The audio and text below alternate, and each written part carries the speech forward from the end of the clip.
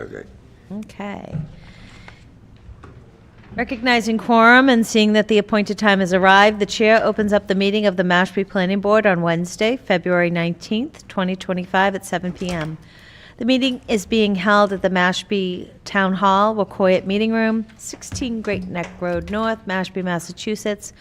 We're being recorded, broadcast live on local channels 8 and 1070. 2.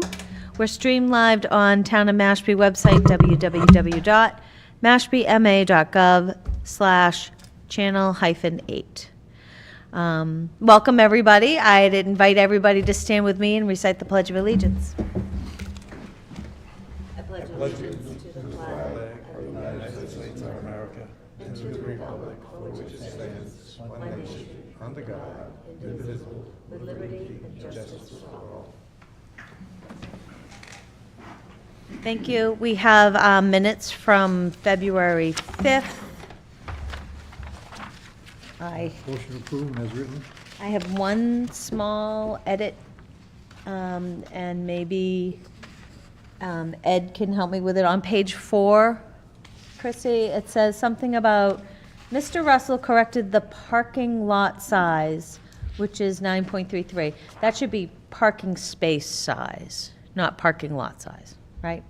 Correct. Yeah. It was written as 9.33. It should have been written as 19.33. And that was my only correction. Correct. So, would you amend your motion to accept as amended? So moved. Second. Oh, actually, I have one other thing. Go right ahead. When we were talking about the ADU bylaws, the sentence just kind of gets truncated. We also mentioned that if there is that there would be an exception in the event the primary dwelling is 800 square feet or less. So that should just be added into the minutes as well. So you're on page 7. Yeah. Yeah, it was towards the end of the meeting. Yep. So you want to add a sentence? No, just rather than ending that last sentence of the last paragraph at the bottom of page 7, Okay. instead of putting the period after the word minimum, Yep. before the period, I would just add, unless the primary dwelling is 800 square feet or less. Would you accept that amendment? I would make a subsequent motion to amend that one. Second that one. Okay. Any more discussion? Okay, to approve the minutes as amended, Michael? Aye. Mary Wagon, yes? Yes. Dale? Aye. Robert? Yes. Thank you. So we have a few minutes, so I was going to go to Chair's report. So I attended the Affordable Housing Committee meeting on the 11th. Brian joined me, our town planner. The Housing Committee convened. Yay, because we didn't have any members for a while, so that was a big deal. A member of the public, a resident, was interested in joining, and they interviewed him right then and there, and is going to make that recommendation. I think there's 2 more vacancies for the Affordable Housing Committee, so if you know anybody that's interested and passionate about housing, please have them contact the town manager's office. Also, the committee recommended Brian to be the town's representative to the Barnstable County Shared Regional Housing Resource Office. So I brought that forward, that we have 30 technical hours from the county through the Regional Housing Office, funded by ARPA money. So we need a representative to get those hours used before June 30th, 2025. There's also, we can subscribe to that program.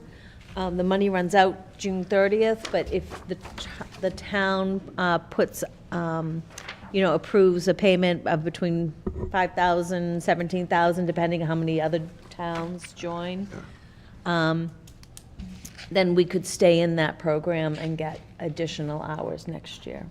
So, step by step, right, Brian? Okay.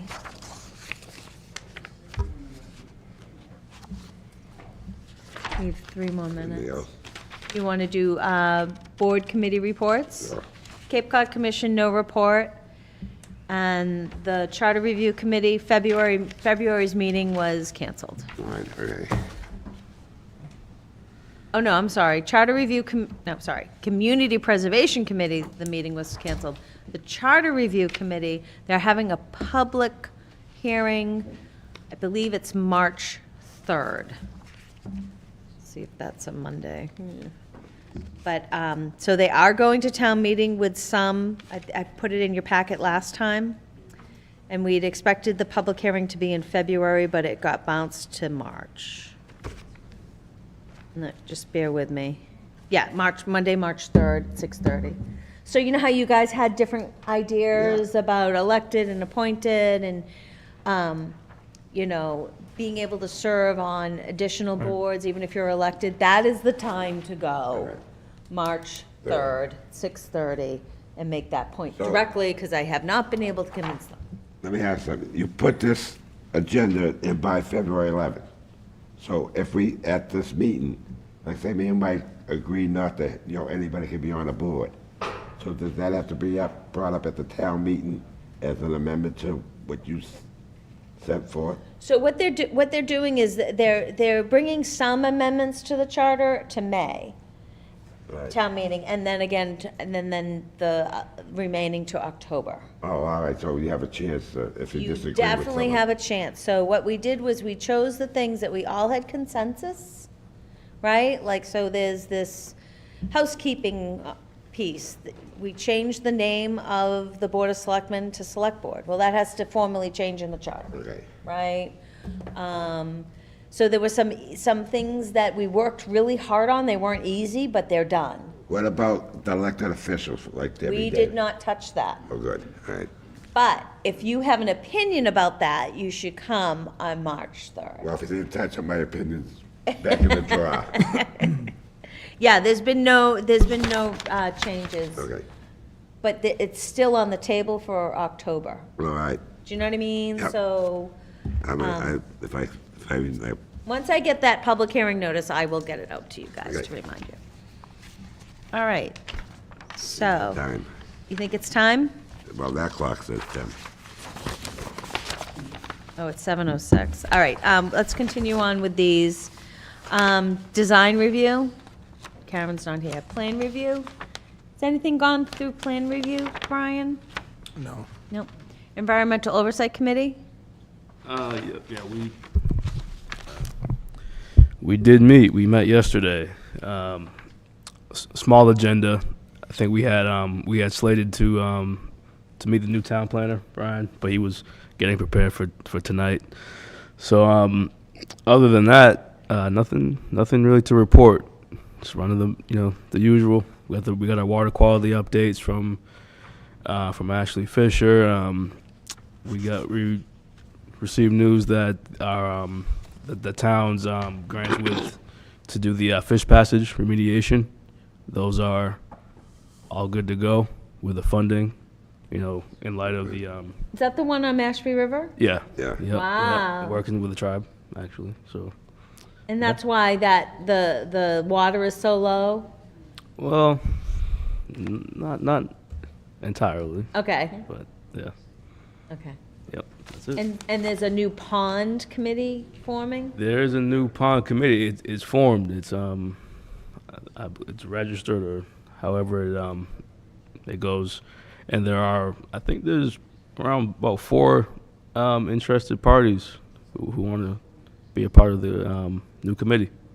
Yeah, it looked like there was one from each pond, a representative from each pond, 2 at large. Yeah, Forget who the staff person, was it Ashley was gonna be on it? I don't know. I thought forgot. that she was gonna be on Was it. it Ashley? Yeah, everybody wants Ashley on their committee. Yeah, That's- when it comes to water quality, for sure. Once the good weather gets here, you'll get a lot more interest. You know. Yeah, right, Oh, okay. absolutely. All right.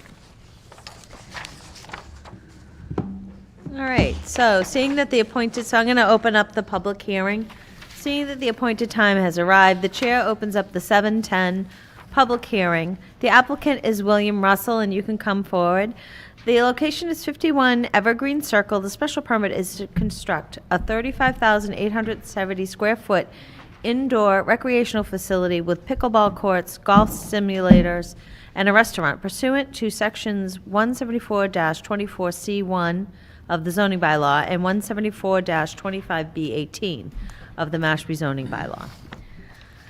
I'll read the public hearing notice into the record. Under the provisions of Mass General Law, Chapter 40A, Section 9, the Mashpee Planning Board will hold a public hearing on Wednesday, February 5th, 2025, at 7:10 PM at the Mashpee Town Hall, 16 Great Neck Road North, to review a special permit application by William Russell to construct a 37,000 square foot building to be used as an indoor recreational facility pursuant to sections 174-2518 of the Mashpee zoning bylaw at 51 Evergreen Circle.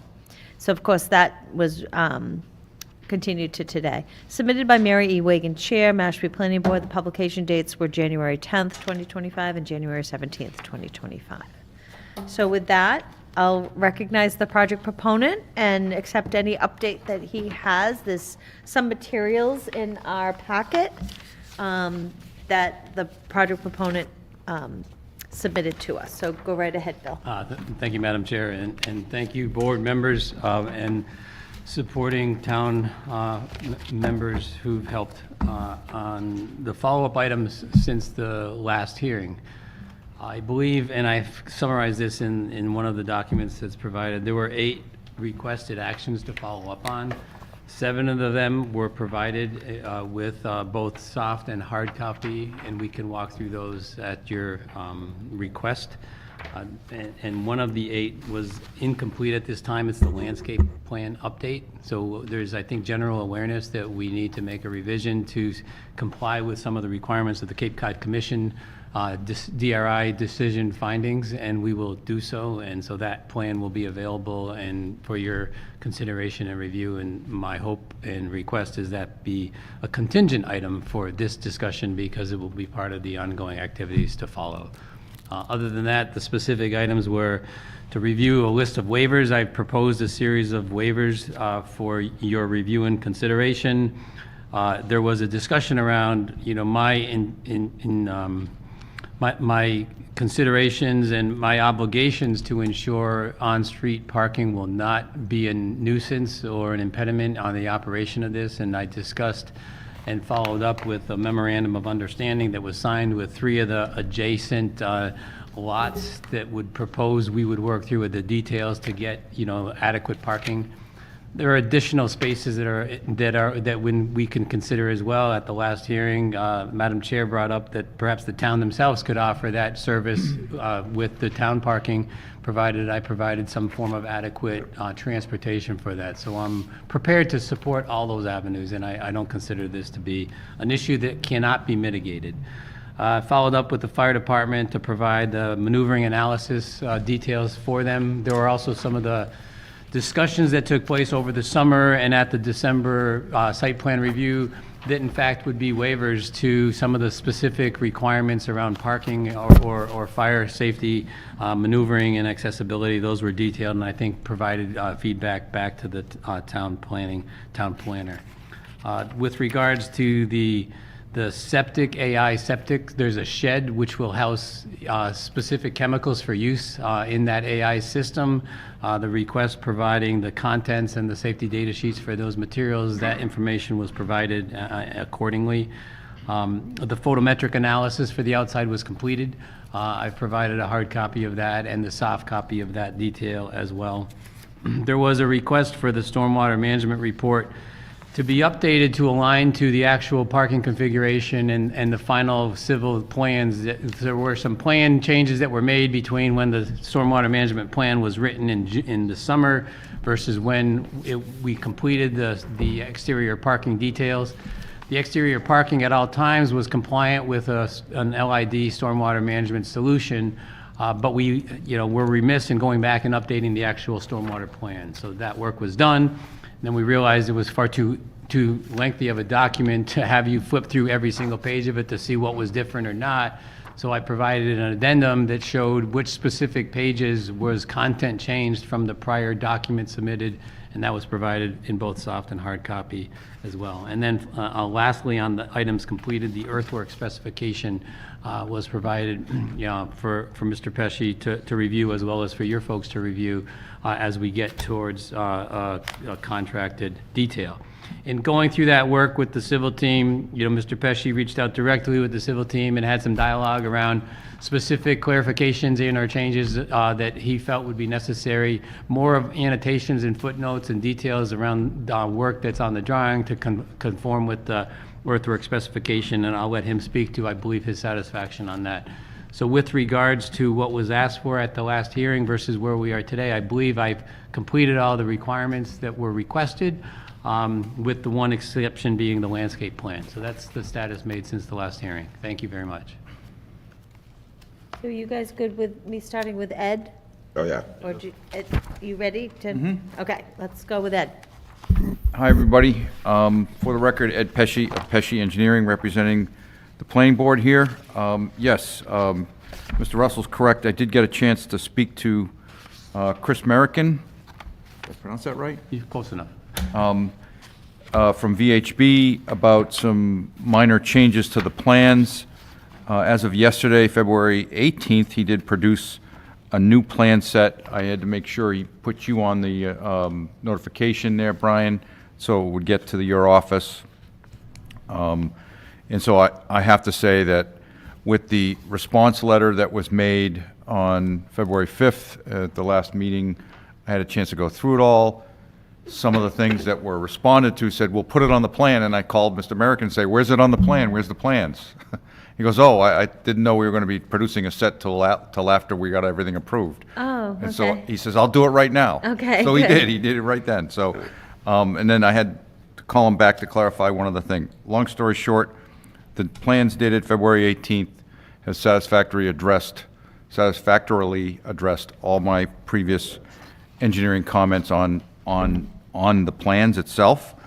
I would certainly also state for the record that I did receive as well, through Brian's link, the lighting plan and a whole bunch of lighting cut sheets, manufacturer's information sheets. Yeah.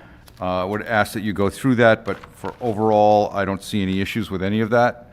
That it looks like the photometrics show that it's virtually zero along the perimeter of the boundary, although, of course, this is not abutted by any residential use. I don't consider that to be any problem. There's two things that I thought that the board ought to consider, and I was going to put together, as I told you, I've been away at a funeral all day, didn't have a chance to put something in writing. It looks like we'll have that up. I'll have that opportunity. But there are two items that I wanted to make sure I went through with you all, and this is not to not acknowledge things I'm not saying, like we did get the SWIP path analysis from the fire trucks, no issues there.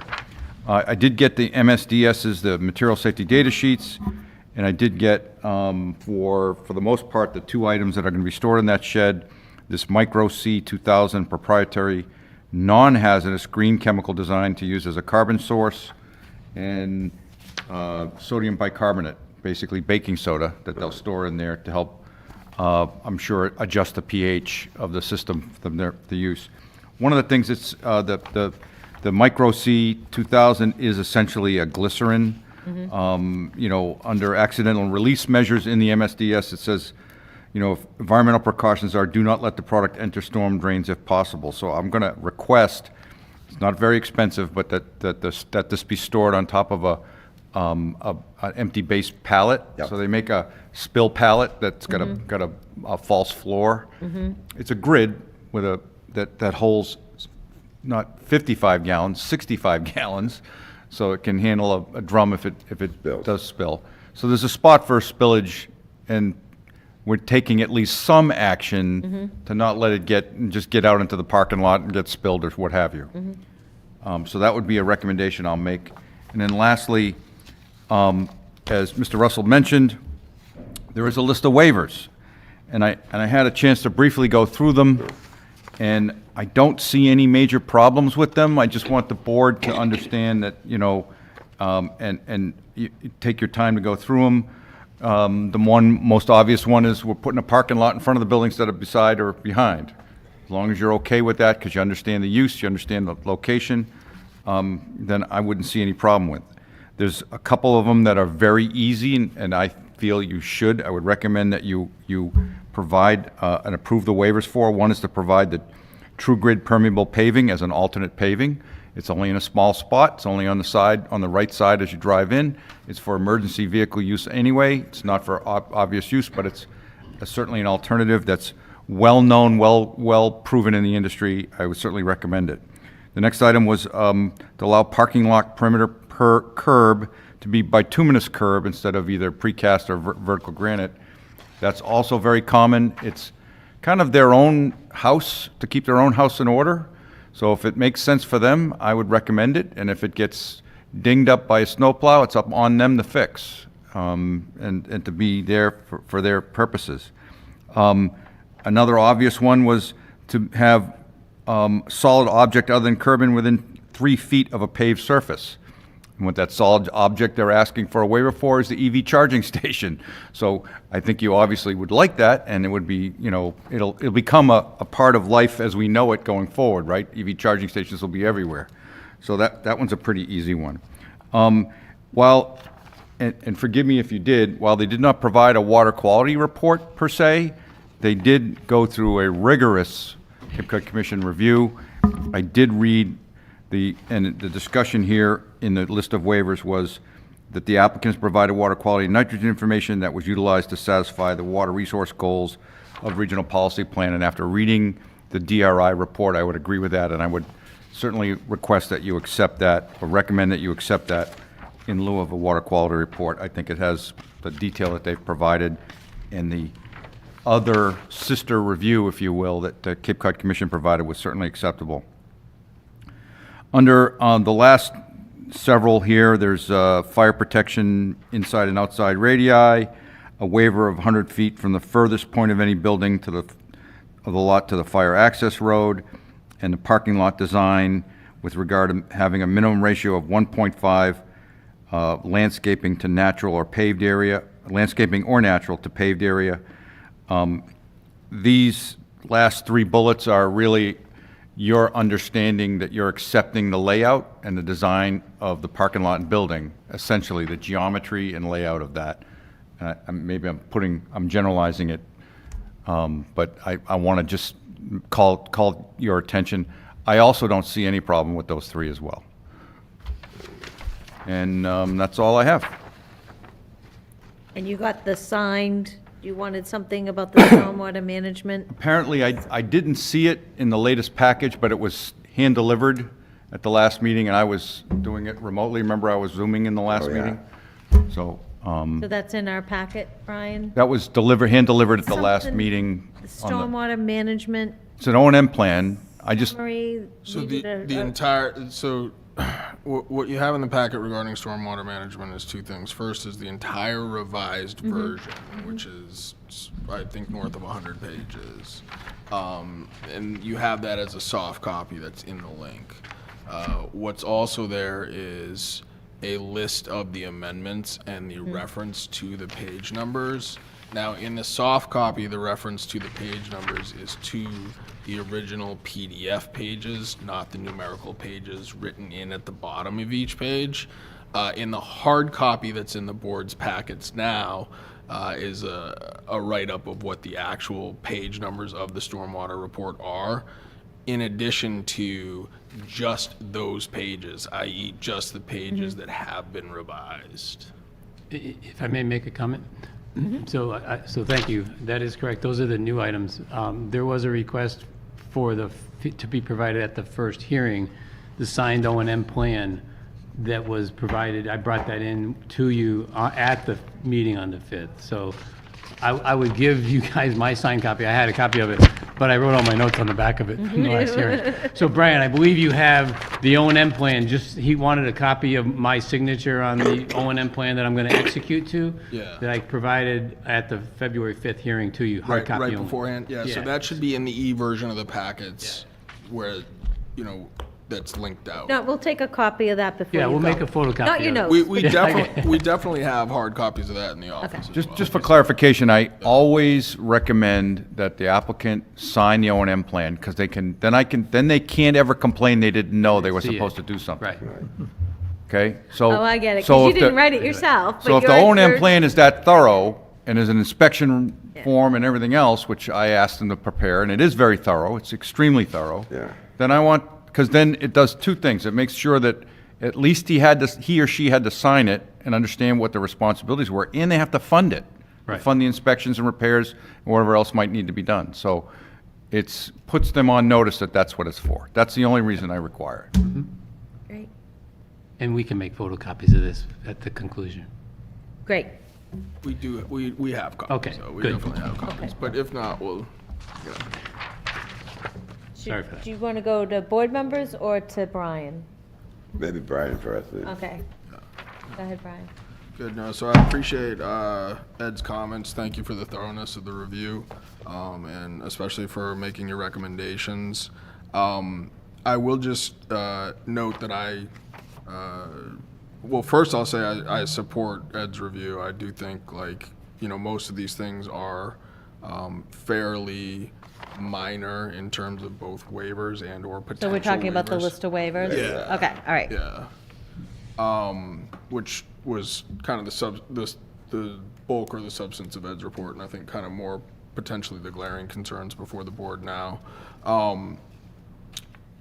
I would say that, Well, let me ask everybody, does anybody have any objection to these waivers? Nope.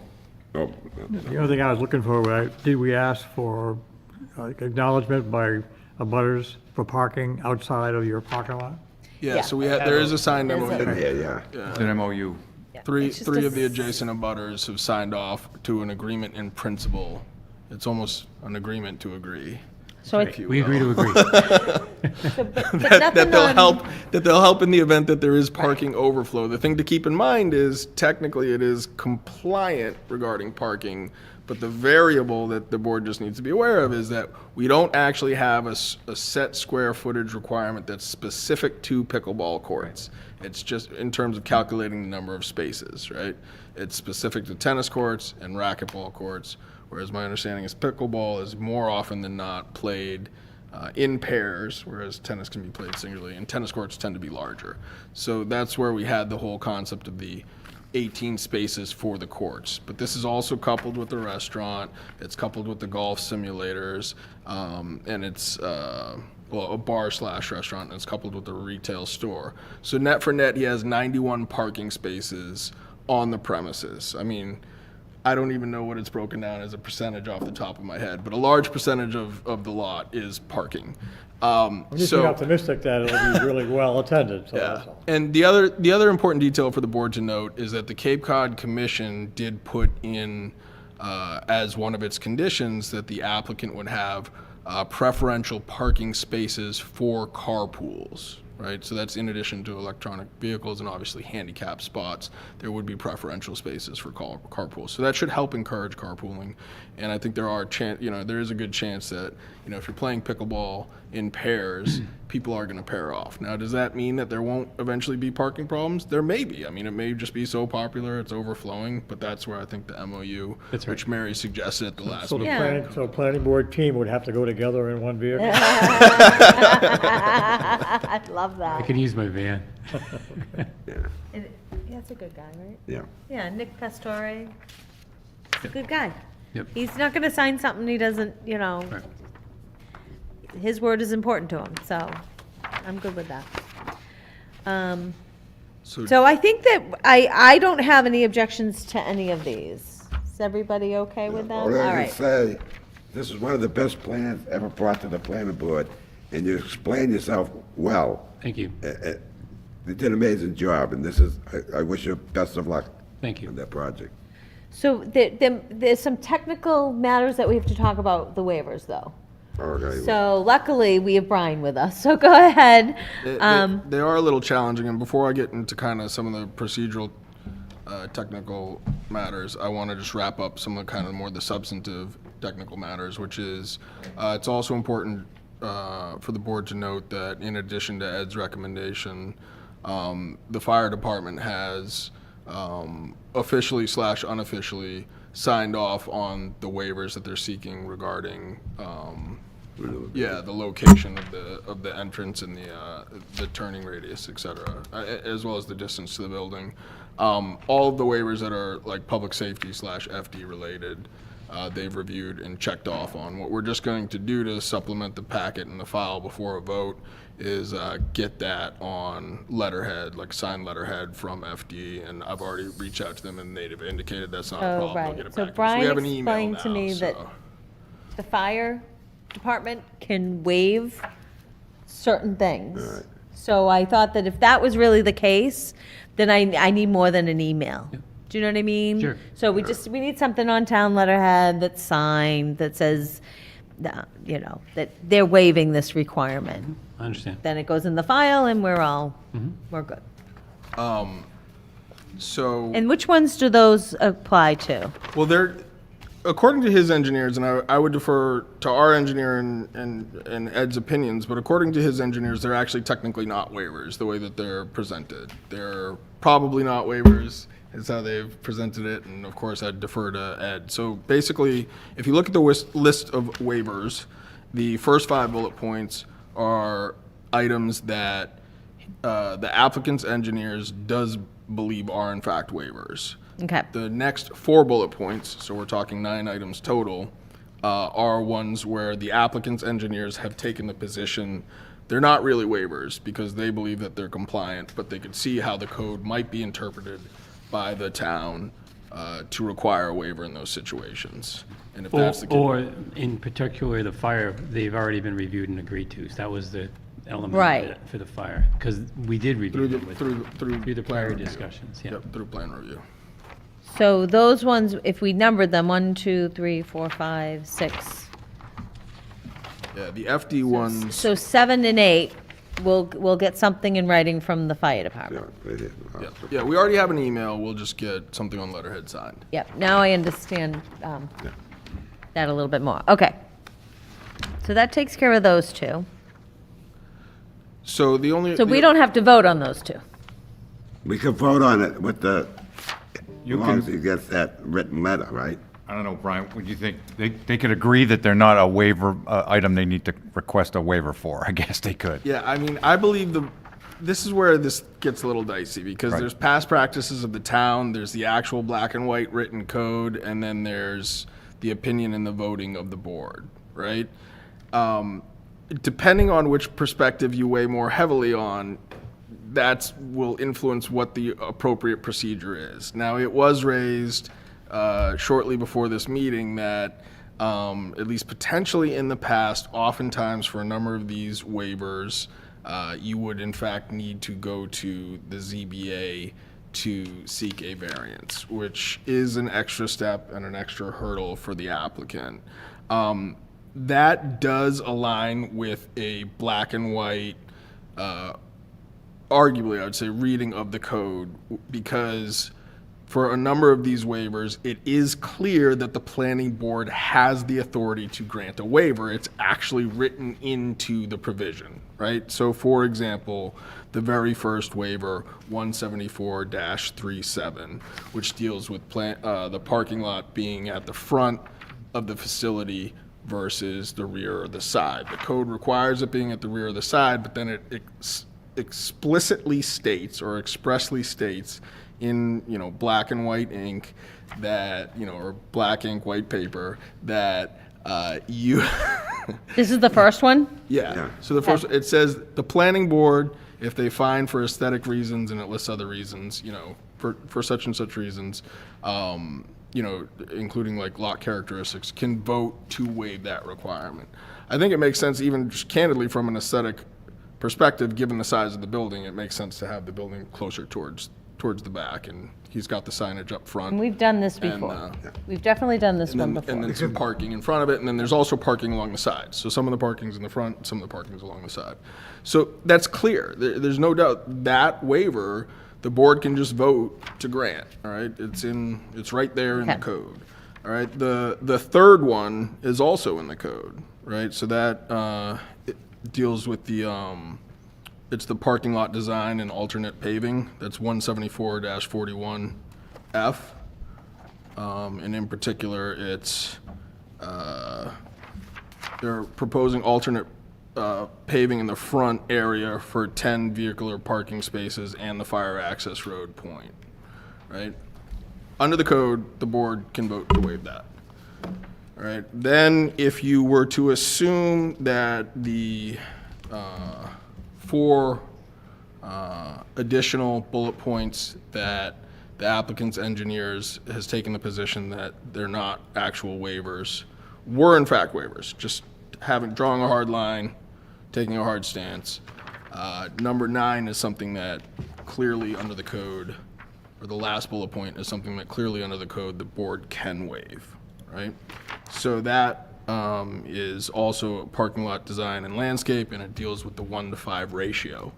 Now, the nuance there is that the applicant has taken the position that if you look at the parking lot as a whole, right, then they meet the 1-to-5 ratio. If, however, you look at subsets of the parking lot and the different subsections, effectively, of the parking lot, there is one area of the parking lot where it's a 1 to 8.8 ratio. So it's slightly off in terms of, and again, this ratio, for clarity, is the ratio of either landscaping and or the natural vegetative state to the paved parking region. So those are the 3 that the code makes very clear the board has the power to waive. Everything else they're silent on. So that raises the question of whether or not he would need to go to ZBA for a variance. And For it is, some of these. yeah, for the ones that I did not mention. So that would be number 2, Correct. number 2, number 4, and number 5. Yep. And number 2 seems like something that, so the backstory on variances is statutorily they can be stringent because there are set requirements. It's not like special permit where it's set by local code, where variances are set primarily by state law, both the statute and then the case law interpreting them. So they can be more stringent in that regard. However, if you meet the criteria, you can get a variance, right? And one of the criteria is unique lot size and shape. Other things in it are like density, soil conditions, et cetera. So this very first item that is not unequivocally something that the planning board can waive, i.e. number 2 on the list of waivers, does appear to me to have a high degree, and I can't obviously speak for the zoning board themselves, but have a high degree of probability to meet the requirements for a variance because it is effectively necessary, based on what his engineers are saying here, as a result of the unique shape of the lot. Does that make sense? Mm-hmm. So yeah, so the other waivers that he's seeking of the 5, so effectively 2 out of the 5, clearly the planning board has the authority of.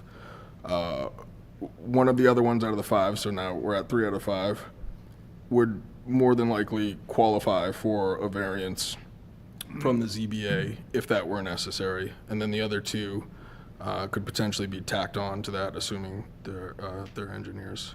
So would those, we would recommend the zoning board approve? Is that the way we should do that? So if I double back to the different positions you could take to look at this, another position is past practices. So I do want to get a better handle on between now and the next meeting, since at best we're doing a consensus vote at this meeting. We're still waiting on the landscaping plan, and we want to draft up, a finalized landscaping plan, and we want to draft up a decision for the board post a consensus vote. I'm hoping to get greater clarity on past practices, and that may have varied by different leadership in, like, historical leadership in the planning department.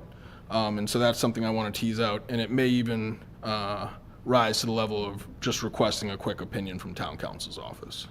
So number 2, what's that place on Great Neck Road South, kind of near Roach Brothers, that living facility? What's that called? Laurentine. Laurentine. I think we did something with respect to those roadways. Yeah. I think that's there's some stuff in there that we took a vote on. And I don't know if it's because it's so close to I forget if it was something with that building so close to the street or what, but And the those roads were funny. And the septic system was in the back, that they needed a right of way to go to the back Right, of that. yeah, so that might be past practice, because I think number 2 we've voted on before. Number 4, I don't ever remember that happening. It could have been approved in other spots, but it just wasn't tagged as a waiver.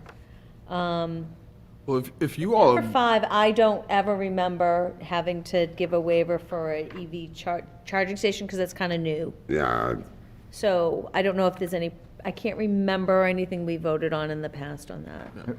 I mean, so we could give a waiver to all of these, though, you're saying, too? no, well, that's what we're trying to splice out procedurally the best. The ones you unequivocally can give a waiver to are the ones that the code says you can. So right? that's our general That's a bylaw. no-brainer. So what happens This- if it's in our general bylaw and in our zoning? I don't remember ever No, well- sending anything to the ZBA for waivers. Yeah. No. When you say general bylaw, you mean the zoning bylaw, right? Not the zoning rules and regulations. Oh, That's what you mean, right? When you say that? no.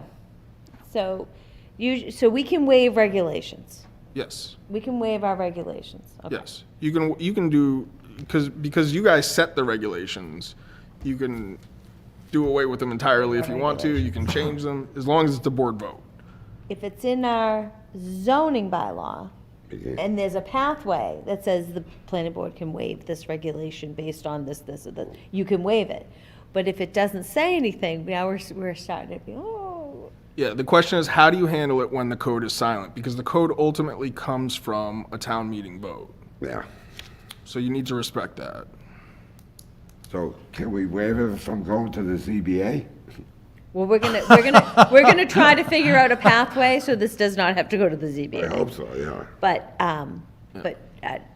it's the curbing, I think, that might be a problem.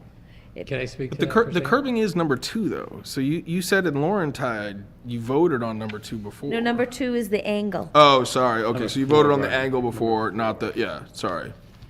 Of course you can comment. But the only comment I wanted to make was with regards to number 4 is, every lot on Evergreen Circle has Cape Cod berm. Yeah. It doesn't, I mean, every lot that's on a town lot, Cape- the pickleball courts, the park, they have bituous, Cape Cod berm. It was Madam Chair, never Madam brought. Chair, may Yeah, I go respond to ahead, that? go ahead. So, We're aware of that. No, I'm just suggesting. Aware of that. Yeah, so it's just confusing to me as an applicant that doesn't do this, that all I want to do is be consistent with my neighbors.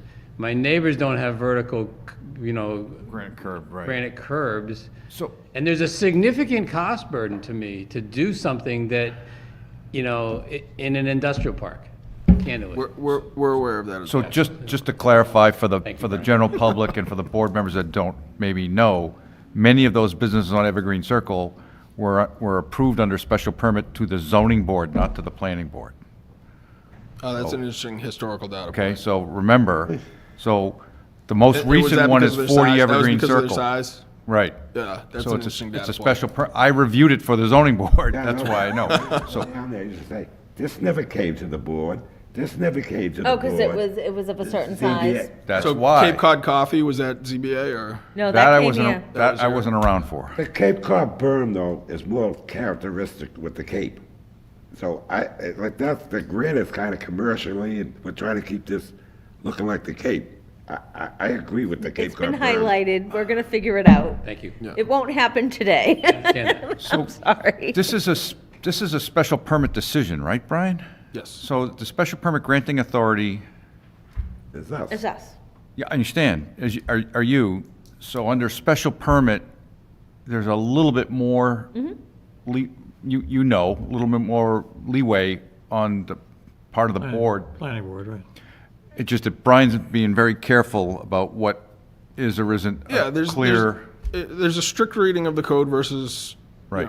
know, and Ed, the other way to look at it too, right? Getting back to the multiple foundations you could base your analysis on, right? Is, hey, you guys are really ultimately just voting on use here, right? I mean, that's ultimately what you're voting on is use, permission, a special permit for an indoor recreational facility. Now, so you could arguably, one position you could take and one approach to this is you all could vote for an approval, and then he goes to the building commissioner, and the building commissioner says, no, you can't have bituminous concrete on these plans. You know, you got to go to the ZBA and get a variance. So that's one path. But what we're trying to do is make this as easy and painless as possible for the applicant. You know, who's put together, you know, a very well-crafted plan that's already been thoroughly vetted by the Cape Cod Commission. So we just want to make sure we get it right, and we also want to be fair to all future applicants as well. So, you know, and Ed, to your points earlier, a lot of this stuff is not, I mean, they're not huge deals. They're not hugely objectionable health and safety issues. Exactly. Right. Exactly.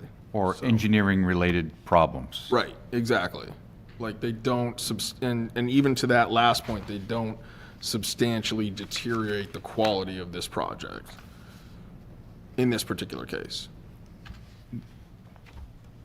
So it looks like we're coming back then. I guess you could get an opinion from town council and make a decision. That may be a way to do it. We're debating whether or not it's got to get kicked over to them. Yeah.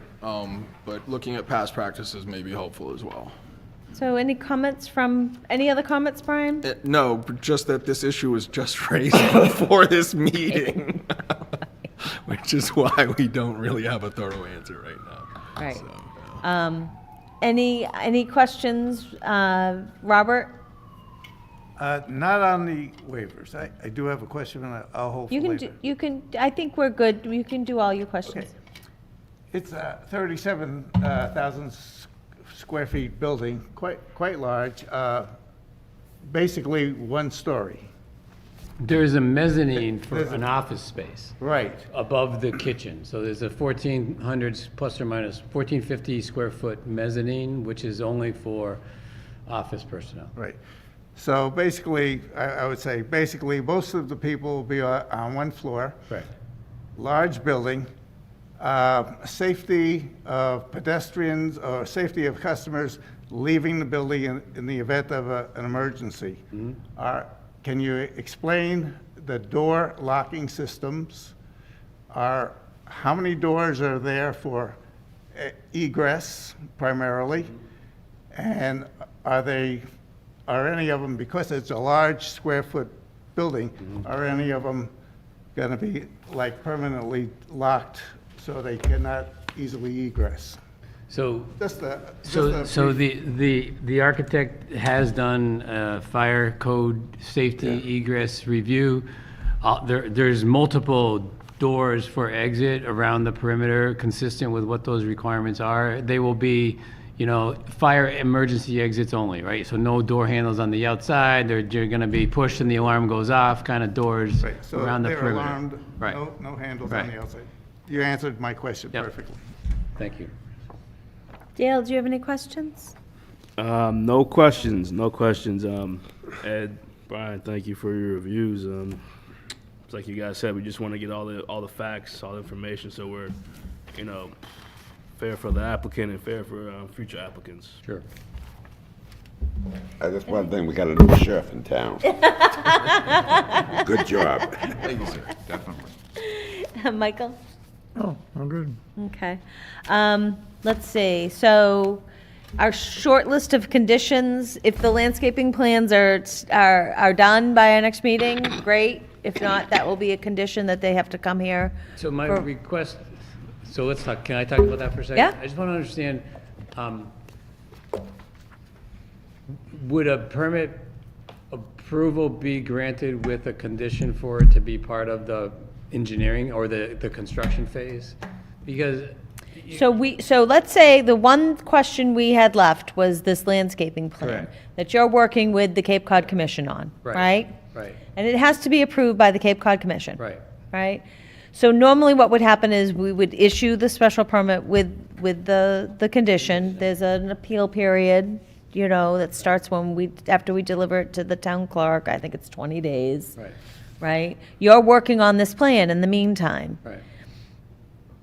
Let's say the special permit, it doesn't get appealed, you record it at the registry of deeds, now you can go down and get a building permit. Sure. Right? But the landscaping plan still isn't done. Right. Right? So the building commissioner works out that schedule with you.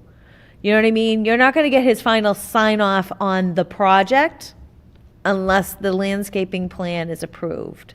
Like that condition And is that's met. fine. I just don't want to overcommit or overpromise to be able to get a landscape plan that is going to satisfy both this board and Cape Cod Commission before March 5th. I don't think that can happen, right? So what I Right. what Am I I want to saying be, that right, what I Brian? want to Yeah. have the ability to do Yeah. is have a special permit issued with a condition Yep. that I will work that through the construction phase so that, you know, I can make the appropriate design, because I'm sure there's I going to be don't some think that give would and take. hold up a building permit. It might hold up your certificate of, your final certificate of Well, it occupancy. would definitely with the Definitely commission hold that too. up, yeah. So that's going to come back at the Cape Cod Commission, because they're going Well, to, it- yeah, they it have would a hold- series of yeah. conditions before they release a COO. Yep. In addition to this board, in Yeah, the Oh, Cape Cod okay. Commission releases like the Has equivalent to. of a county level Yeah. CO. Yeah, so from Yeah. my perspective, for today, it's not my main priority item for today. I don't want to have this confuse Yeah, No. a whole other series of actions. Yeah, the only thing the board should be aware of is if that they decide to do that, there is just an enforceability risk associated with the landscape plan itself, because you did not have a finalized landscape plan before you took the Right. vote. So effectively, you would likely be at the whims and the mercy of whatever plan got approved by the Cape Cod Commission. So we'd make a condition that that plan has to be approved by us as well. That would raise an enforceability issue. Can I ask a question on that? I mean, I don't know, I don't do this, but doesn't your building commissioner, he coordinate that with you? In terms of it being a condition of the special permit, Right. it raises the enforceability issue. Does that make sense? So, Right? So essentially- hopefully you'll submit the landscaping plan to us for our review and approval. No, You know, but- Yeah, I mean, but if it's post-board vote, which he's saying it will be. yeah. Right. So what you're saying, what he's saying, what everyone's saying is, you're not gonna have the plan to review. You want it to be reviewed, you wanna look at it, review and approve it. So how do you handle that to try to cooperate with the applicant so he can move on to the next step, whether he has to go to ZBA or we've not? just always said it has to be submitted to the planning board for approval. Prior to construction start, prior to C of O? Well, that's some other language we will work on. Within 6 months of an issuance of a building permit, you could say? Yeah, Is we that- could, we could do, say anything, When do you right? think I you'll mean, know, or when do you think you'll have it by? I mean, We can work not that. 2 weeks. 6 Work out months some is fine. conditional But it- language. Yeah. I'm sure he's gonna apply with all the, Because I'm sure it's going to be a back and forth with the Cape Cod Commission to get their approval. It's not going to be one and done. I have to, it's a process that it will take time. And I'm also fairly certain that whatever they approve, you'll probably have no So problem. I Right? am too.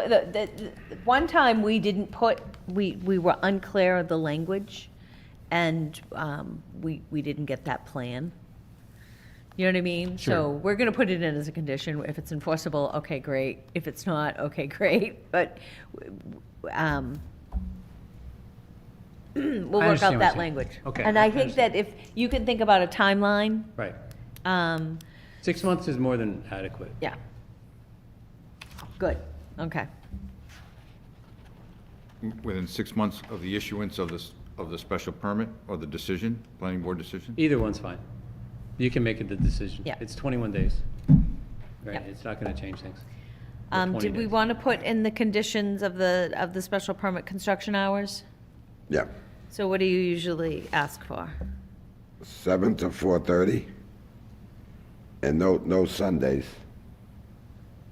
Unless there's Unless some, there's an emergency. Do you know what I mean? I do. there's some jobs though, a supply's coming, and they're gonna be there on a Sunday. You should give them like permission to Do you make special conditions for the fact that I have no residential butters and I'm in an industrial park? I mean, Yeah. it's 4:30 is kind of early in the summer, when it gets dark at 9 o'clock at night, you know? I Okay, mean, we'll put it 4:30 to 8 o'clock. I mean, to 8 o'clock. That's fine, You know, because yeah. the I mean, guys because the like to, construction will be in the summer, and the guys and like to I- get overtime. and the facilities around me work past 4 o'clock. Yeah. How about on a Saturday? Can we end it earlier on Saturday? I would say, yeah, 4:30 Saturday. 7 to That's fine. 4:30 on Yep. Saturday. Yep. Good thinking. And then, like, nothing on Sunday unless, A special, That's we have this like little, right, unless it's an emergency, Yeah. and, Would- you know, and it's supposed to be something like, as approved by the building commissioner. Would, fine. would you consider allow interior work only inside the building on Sunday? Okay. It's, trust me, it's not, it's, and so that if the crew is on there on a Sunday, there's something in the special permit that people can ask, you know, the building commissioner, was that really necessary? Right. Do you know what I mean? Mhm, So- I do, that's fine. good thing, yeah. So we're gonna put in the description the hours of operation, but I don't think we can condition that, right? But that will go into the description. I think I've stated 7 to 10 in all Right. documents. Yeah. The empty, the base pallet in the shed, is that gonna be on a plan, or do we need to put it as a condition? Condition. It can be a condition, Okay. because I'm going to put in my letter with an example from a manufacturer. Okay, Right. all right. Because it's not going to be permanent. Right, it's Thing, just right. off the, I looked online, they were between $255 and $350. Right. They're not that expensive, Okay. Yeah. depending on which model you pick. Sure. I had some notes about the restaurant tavern. That's an allowed use for this area, right? Yes. Okay. Yeah, we I just had some we scribbles. vetted the wording between the overlay district and the underlying Okay. district, and at the Okay. end of the day, we said that the underlying district's wording would prevail. I think amplified music has to be approved by the select board, Yep. right? There's an entertainment license requirement, I presume. That's Yep. what you're talking about? Yeah. Yeah, so just because, if you mentioned it or we mentioned it, we're not approving it, that's something Understand that that. goes, all right. We're gonna get a letter, a signed letter from the fire department about those issues that you brought up on this document list, named the list of waivers. About outdoor entertainment, that's the select board, right? I think it's the select board. Yeah. Yeah, I think it's the select board. So thank you for the lighting plan. That's enough lighting for your patio? Yep. Okay. All right. I don't, and then the wastewater treatment facility, it's permitted down to 10 Yeah. ppm. They're targeting 3 ppm. Do you want any condition? Well, the 10's set by the state, so we could put a condition down of 3, and if they don't meet that, and they're still getting that 10, we can't do, but we could put it down to 3, say. May I comment on that? Yeah. So 3 is over 10,000 gallons per day. So the 3 is not achievable below 10,000 gallons. There are no systems. Yeah. So Okay. the state mandates 19 as an IA system. The best IA system that has, you know, general use provisions is 19 ppm, right? But So, this is an IA system? this is an IA system. that So we goes should to- do a condition down to 10. Down to 10, That's Okay. more than adequate. okay. Just for clarification, where did you get the 3? Because it's in the documentation. Yeah. The Cape Cod Commission, 2.89. Is that what you meant? Yeah. That's right. All right, just so you understand. That's- The treatment plant does not treat the 2.89. right. The site-wide nitrogen loading, with the treatment plant producing no more than 10. Okay. Yeah. And the I fertilizer get it. and other Okay. sources of nitrogen, Yeah. all together produce a site-wide nitrogen load of 2.89. Okay. A just- calculated nitrogen load. And thank you, because I misunderstood what their direction was. So this commission's requirement on that is 5. So to I'm be sorry, 5 we or can less, hear you, not so- 10. So that, if Right. you. Correct. The wording has to be specific to that, but ppm per acre of, the commission requirement is 5 ppm per acre, and this is 2.89 ppm per acre. Okay. With Thank the you. system as described, and the stormwater management system as described, and all the other stuff. And then also, the condition that we get their monthly reports, Yep. because we like that kind of stuff. Mm-hmm. I think that's it for my, so is there anybody from the public that would like to speak on this matter? Okay. So I think that, I think it's going to be a go. So what we're going to do is we're going to have Brian work on a draft decision that would address all of these matters that he spoke about. There's some plans that are dated February 18th, right? So if we Yes, could, yes. if we could get those submitted so that we can see them Yes. before our next meeting. I think they came in either late yesterday Last night. afternoon. Yeah, last At 5 night, o'clock. yeah. So, Yep. just because we're trying to, Well, I was trying to, Or by I wanted to come to Friday. this meeting saying the plans were fine, and I wanted him to finish them, and he did, so. And just to clarify, I presume 11 by 17 hard copies is what you're looking Yep. for, or soft copy? I'm fine with I'm fine with an electronic version at this point, Okay, yeah. But so then you have them. it should go out to all the planning board members, don't you think? well, the electronic version definitely will. The Yeah, just question is whether or not the rest of the board wants to see the updated plans in hard copy at the next No, meeting. electronic will be fine. It'll take more time to look at it, And then whatever, that office needs, the planning department needs for I their understand. records. Brian's been more I than think- helpful to me. Don't we get a couple of full scale, and then we sign them? Yeah. There's a stamp, there's a raised stamp in the office, and I think I go through and I sign them and you stamp them so that we know that's the final, that goes with the special permit decision. Yeah, Okay, So- so that, I will definitely reprint full-size 2 copy, or whatever, I'll follow up with Brian. to yeah, what you we'll need. work it out, because some Yeah, have either to go one to or the clerks. two, and- there's yeah. something, I sign them and then they get go on file stamped. with the clerk, Just too. in case something Well, gets file with the clerk, lost, there's yeah. something for Ed to look at and stuff like that. All right, so with that, I'd like to continue, I take a motion to, oh, go May I just ahead. ask one more question?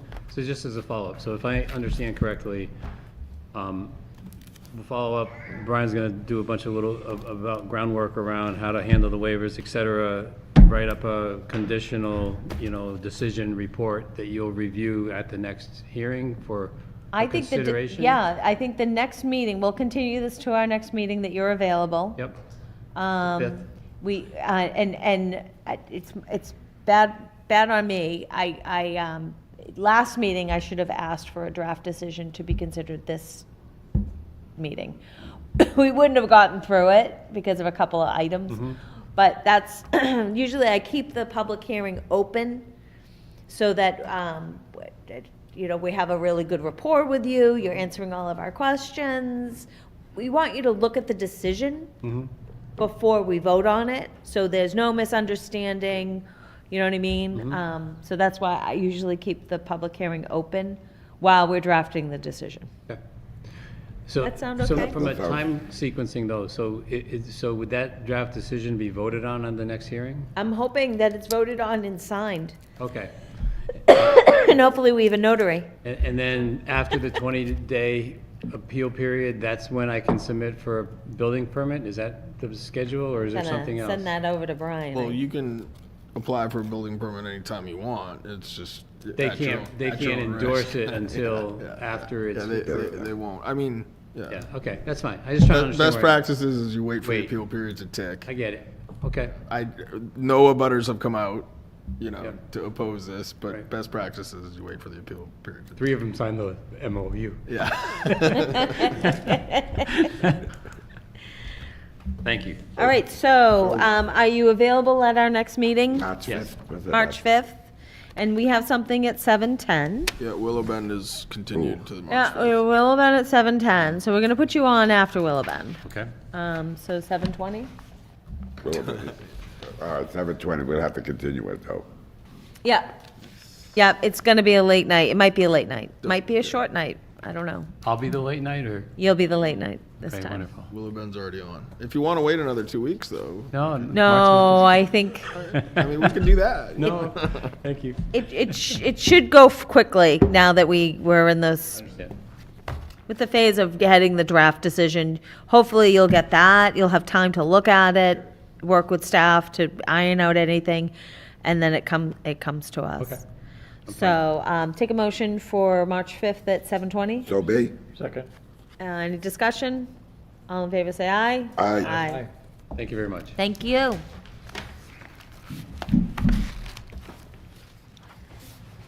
Okay. Getting back to the agenda. We've covered some items on the agenda. Is there anybody here from the public that sees anything on the agenda they'd like to speak on?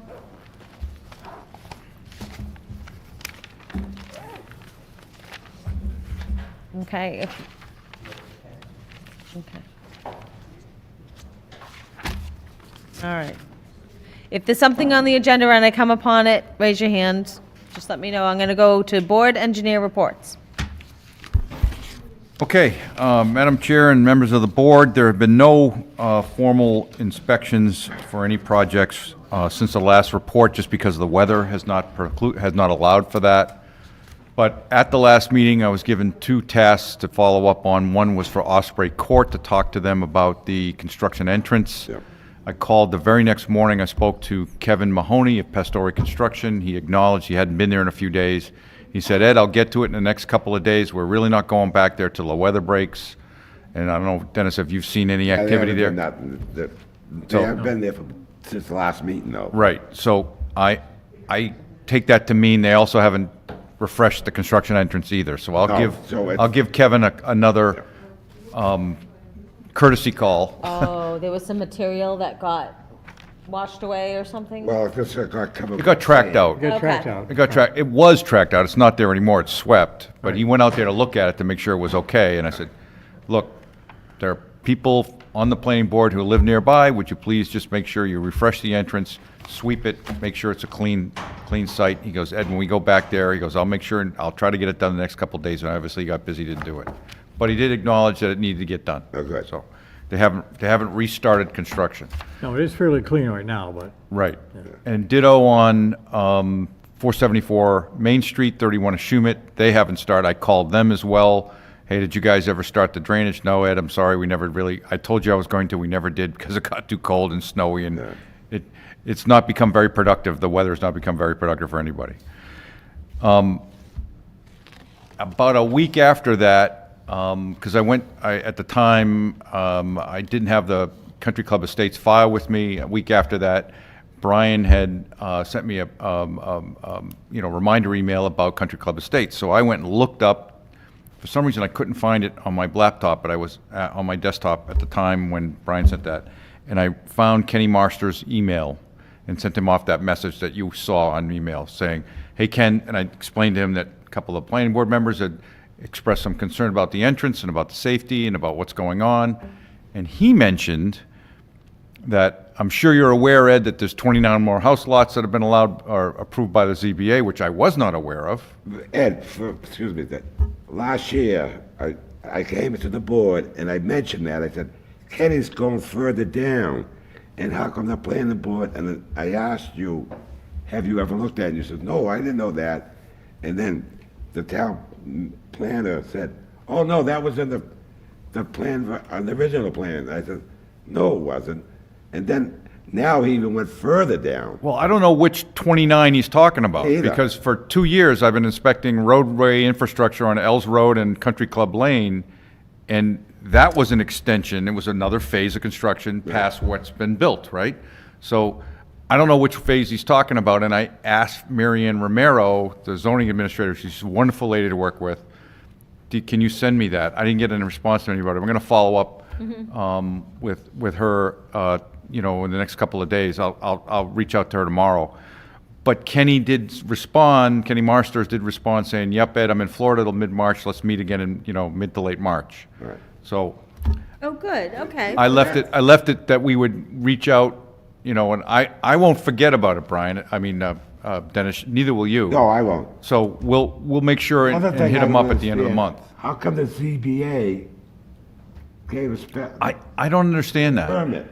Because they said that. Unless Kenny this didn't was do- his thing from long time ago. Yeah, I didn't understand, because we have a subdivision approval. We have these huge developments That never would happen. that kind of just, they started them and they just build one at a time. That was supposed to be 1,700 houses built in that area there, when I first got on the board. And that's why the Cape Cod Commission came in and stuff, because there was so many condos gonna be built all over the Cape.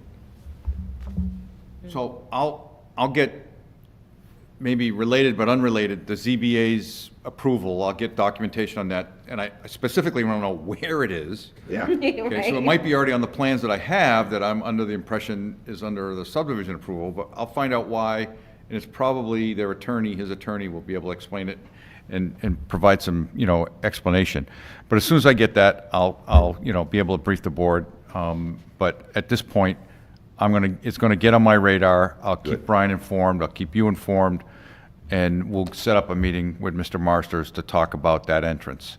It's not just the geometry of that entrance, it's the geometry of the rest of Old Barnstable Road leading up to that entrance that I'm concerned about. I think you all are Keep concerned that on about. the agenda? Yeah. How do you want it listed on the agenda? Yeah, we're not going to make any progress probably by March 5th, but you could put it on the agenda for the following hearing and call it Country Club Estates Entrance. Update. Right, and, you know, put, Yeah, it's update now. well, that's what I Update would, and that's what I would entrance. call it. You can call it entrance, Country Club Entrance and update, Estates. though. You want an update? Yeah, you want an update too. Do we know the legal name for the applicant or the legal property address, the subject property address? My property's right at I don't know the legal address. I always call it Country Club Estates, I know who would know. but I have. Tom. Tom Padala would know. Yeah, Tom would know, right. I'll find out. I have digital copies of the plans that I got from Evan. And I think it just says Country Club Estates, but I don't think it has an address per se, other than maybe it says Old Barnstable Road, but I don't know. I'll look it up. It's from like the 80s, I Is it think. 234 Old Barnstable Road? I don't know. Okay. I may have some It information could be from for the you. I 80s. don't want It is from there. No, it's long, it's old stuff.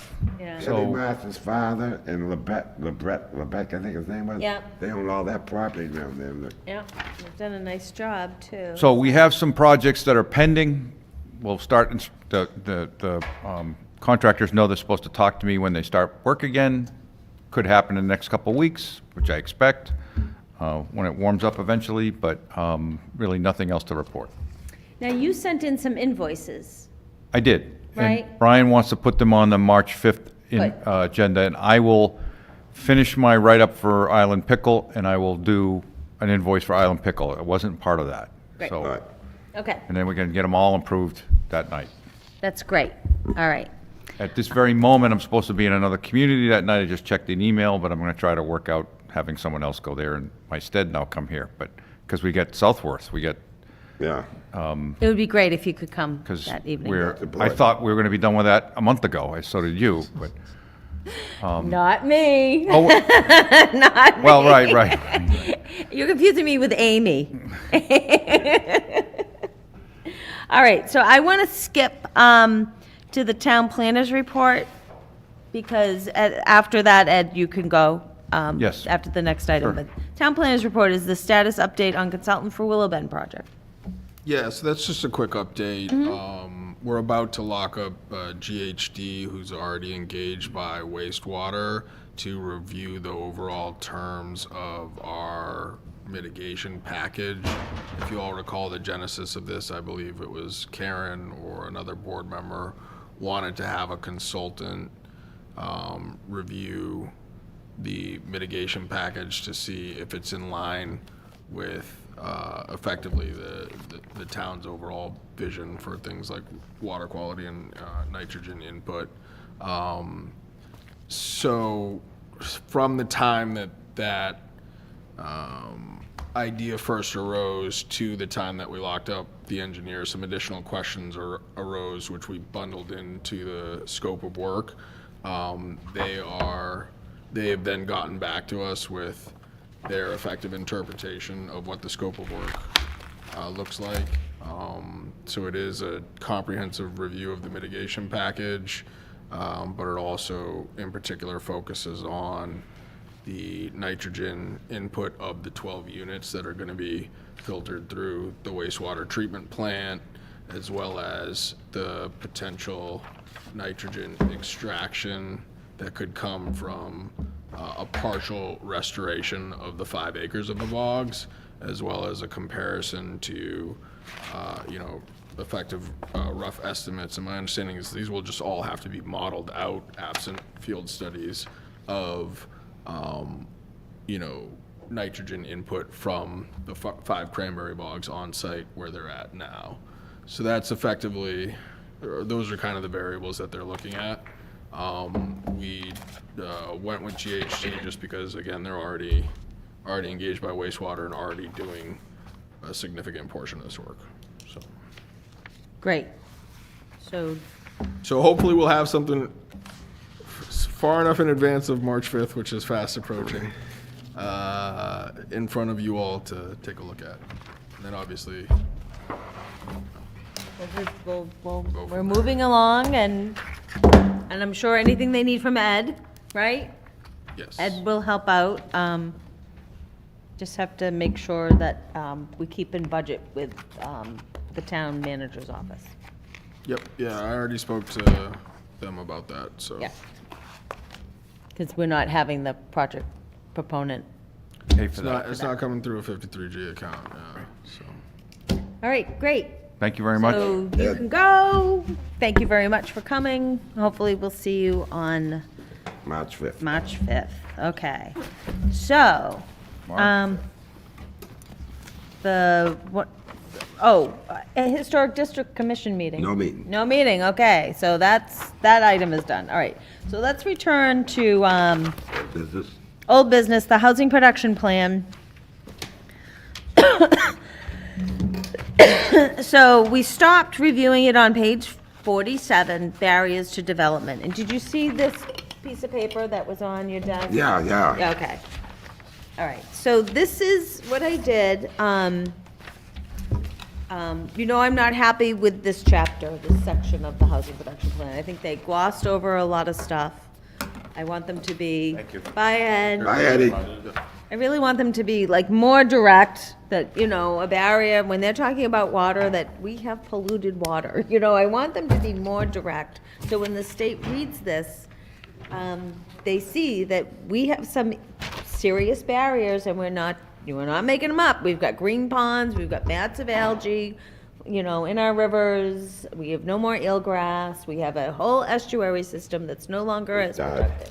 Wacoit Bay is dead. I mean, it's, The worst thing is the state come out with one shoe fits all with this new housing Yep. production that the governor's trying to push. we did luck out in one way. They want, the rest of the state, they want 10% increase Yeah. in housing units. The Cape is 2.5%. All right, so they gave us a little break. So our delegates, our state representatives and state senators, they deserve a pat on the back. They really must have made quite the case to the governor about that. So, right. So the governor wants us, and I have not printed out the state's housing production plan, but the state wants Mashpee to increase our housing units by 2.5%. So, When? in the next 50 years, maybe 25 years? And that's all housing, not just affordable? Correct. But we could do it with all affordable. So how many housing units do we have? 10,000? Approximately. That was the recommendation, right? So, right, so for us, it's 250 units. So You said over how many years? I think it's 25 years. I think it's 25 years. We're probably on target to meet that. We could do that. Yeah. We could do that. We couldn't do 10%. We could not do 1,000, but we could do 250. I mean, Mashpee Commons, Chapter 40B, is that right there? If they built it out, we would meet that production goal. But anyways, so that was good. But I'm hoping that when we send these plans up to them, they read them. So I made this list. I looked at some housing production plans around us, and I just like put in what, you know, everybody's barriers to producing affordable housing. So It's good. I want to maybe pick, I don't know, 5 of these. So All right, the zoning and regulatory barriers we have to pick. The state won't approve our plan without that. all right. What else? I mean, we got to look, one of the most important thing is drinking water. Okay, I like that one. And the other thing is what you have here, the availability, you put land. But that's important, the land, because there's Yes, no land on the yeah, case. the property cost and land availability. I Yeah. think that's really important Yeah. too. Those are gonna be the things that stop us getting affordable housing though. There's not enough land unless we think out of the box. Drinking water could be a problem. Yeah, Zoning, do we want to have one big one for environmental conditions? I like the coastal resiliency, sustainability, climate change, increased hazards due to climate change one. You know, we're a coastal community. Well, you know, you're hearing neighborhoods that were not in the floodplain when they built, and now they are, and Yeah. you can hear them, they're having issues. They'll never be able to do an ADU down there, oh, yeah. you know? That's right. And then do you want to do the environmental conditions? That's our open waters. You like that one? Makes sense.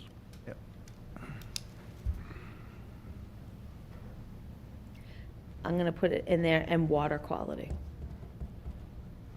Okay? Okay, And that should tie in the floodplain, the wetlands, the coastal. okay, yeah, because that's different than drinking water. I think it's different than drinking Yeah. water, and I think we should put drinking water in there, because we're a sole source aquifer, Yeah. which is polluted by PFAS, Yeah. right? Like, we have some big issues about our sole source aquifer. All right, so that's 5. 1, 2, so that would be zoning and regulatory barriers, coastal resiliency, sustainability, climate change including hazards due to climate change, because we can't they don't want us to put affordable housing in areas that are in a velocity zone or Yeah. anything like that. So I know it sounds like, of course you wouldn't, but that's land we can't build on anymore. Environmental conditions and water quality. Next one is property costs and land availability Yeah, and drinking water capacity.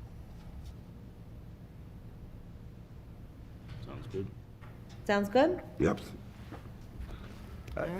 The one other that Mashpee Commons keeps bringing up, because they have permits for all this 40B property that they're not building because it's cost prohibitive. So construction costs may be, it's a factor for Mashpee Commons. They're not Okay. building because they can't make a That profit. is one of our barriers. Okay, so I can put that in with That's a good one. land because- Then with cost. Property cost, yeah. Yeah.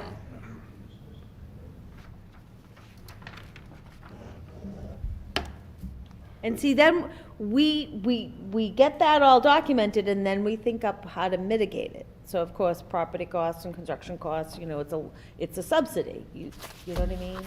Some of the zoning now, they make you put charging stations in, and they make you put solar, not the panels, but all the electrical wires that, if you ever go put solar. And affordable housing, I don't think they're gonna buy an electric car. You know, somebody that's living in affordable houses, it's too expensive. At this point, They're yes. triple the cost of a gas run car.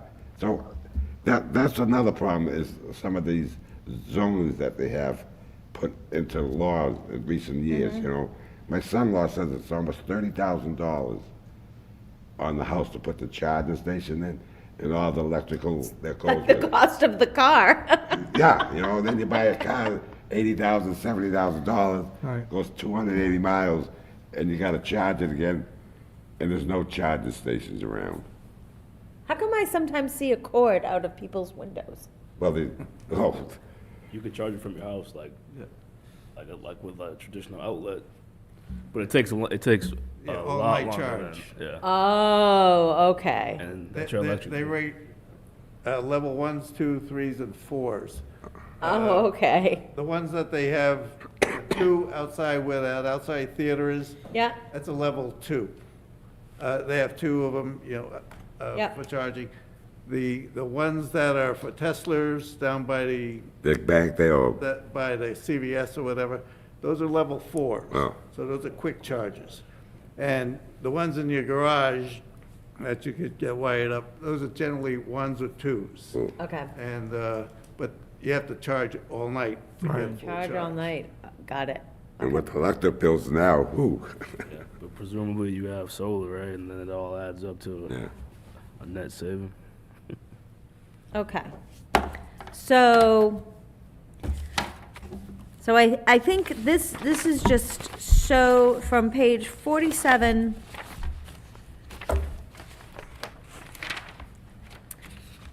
to 60, that just, with this new direction, this just needs to be rewritten. All right, Too much by the consultant, so I don't think we should go through it. so it's rewritten. You know what I mean? Like, that's too much, that will have to be redone. So next time, we'll start on page 61. Page? Next time, we'll start on page 61. All right. The housing production plan goals. Yes. Why don't you come up closer? And state your name. Yeah, state your name for our, Don Allen. hi, Don.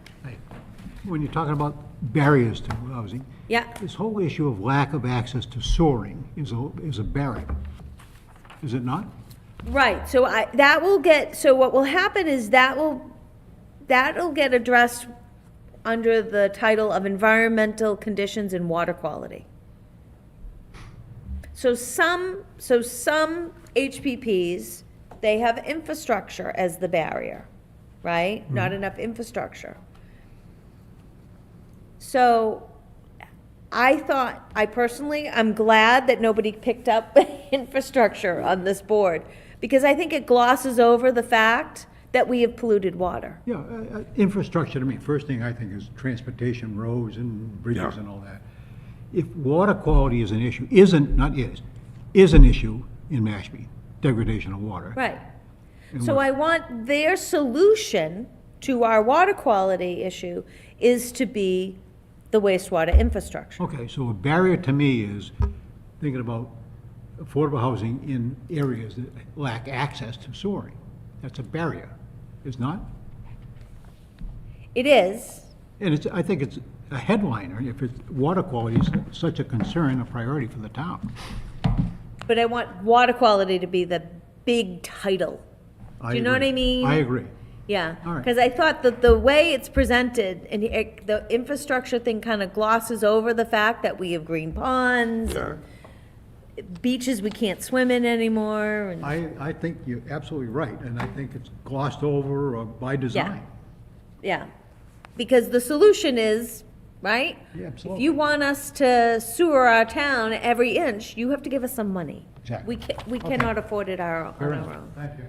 So, and I'm gonna put pictures of all the algae in Oh. South Cape and, yeah. They're not, whatever. They know who I am, okay. So then next time we'll start on page, did I say 61? 61, yes. Yeah, so page 61, so this is the housing production plan goals. And on page 63, on goal 1, you can see I'm trying to get away from regular housing, just market rate housing, but just all affordable housing. That was one of the comments we got, is make this plan about affordable housing. And then page 66, our strategies. Just kind of read through it and get your comments. We, at the Housing Committee meeting, one of the new members, Paula Peters, right? Paula goes, well, what's the addresses of the land that's town-owned that you're looking at, right? Yeah. And I was like, oh, it's in here, it's in here. But, like, we have to make it really obvious. Where they are. You know what I mean? Like, we have to just list them in one spot so that people don't have to hunt and peck. There was a lot of red lines when we got to zoning for housing choice, because this was originally written for just market rate housing, not affordable housing. Well, And that was one of the main comments about it. And also, you know, we want to tweak the OSID, but we don't want to get rid of the open space incentive development bylaw. We want to make it more effective and do more zoning with transfer of development rights. Because if we can do that, we can stay flow neutral. You know, we can stay flow neutral. And that might end up being a big conversation about how we stay flow how neutral. you say that? How do we stay flow neutral And get if we housing. want to increase our housing units by 2.5%? How do we do that? So that might be a big discussion, and a good discussion that we need to have. I've been thinking about affordable housing. And I was thinking, we have 2 vocational schools on the Cape. Yep. Why can't we have, like, the vocational schools build affordable housing if we have some land? Because the cost would be probably nothing, you know, the labor costs and the material, with the materials. It should be in one of these plans, like, try to get the school. Yep, okay. Here's when I was, Yep. I got taught in the union there, and we used to take the apprentices, would buy a piece of land, build a house with the apprentices, and they would raffle it off. Really? Yeah, and we built one down the Cape and found Get it. out. Well, lady, and she happened to be an apprentice, Huh. and she won the thing, you know, but it used to take us 2 weeks to build a house. That's Once they had the incredible. foundation in, we come down and boom, there was the electricians, the carpenters. Wow. you know, everything, and then we used to raffle them off, and then we donated the money to do another affordable housing, like. Wow. But we should try to get the vocational Well, schools. I'll tell you, maybe the next Habitat House we do, the people that sponsor it, a subgroup of them can be the school. Yeah, you I mean, know. it gives them good training Yeah, and stuff. yeah. I've been thinking about that for a while. That's a good idea. Yeah, because they won't do rehab, I already asked No, them. They won't do rehab, it's too complicated. But building from new. And I think, is there any, I don't know, I think we're done with the agenda. I make a motion, we adjourn. Second. All in favor, say aye. Aye. Aye.